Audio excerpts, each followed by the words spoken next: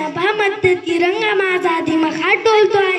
सांगण्यास तयाची थोरवी मी गर्वाने आज बोलतो आहे.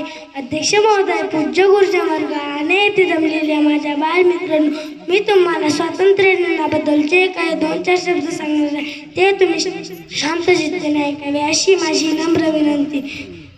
15 ऑगस्ट 1947च्या मध्यरात्री 12 वाजता घड्याळ 12चे टोल वाजल्यानं समस्त देशवासियांच्या काळजात दोन्ही डोकं चुकलं.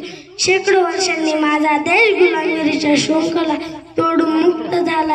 या दिवशी एका नव्या युगाचा, नव्या पर्वाचा खऱ्या अर्थाने एका लोकराज्याचा खऱ्या अर्थाने प्रारंभ झाला. म्हणूनच तो क्षण, ती रात्र आणि तो दिवस संपूर्ण भारतीय इतिहासात सर्वात मौल्यवान आहे. यासाठीच आपण दरवर्षी हा दिवस एक राष्ट्रीय सण, राष्ट्रीय उत्सव म्हणून मोठ्या दिमाखात साजरा करतो. ज्या डावलाने, ज्या सन्मानाने 15 ऑगस्ट 1947 रोजी तिरंगा फडकत होता, आजही त्याच सन्मानाने माझा तिरंगा गगनात फडकत आहे. म्हणूनच म्हणावे वाचते, पुस्तक तिरंगांचा आभाळी कसा सजला नतमस्तक मी त्या सर्वांचा ज्यांनी हा भारत देश घडविला. एवढे बोलून मी माझे 2 शब्द संपवतो. जय हिंद, जय भारत.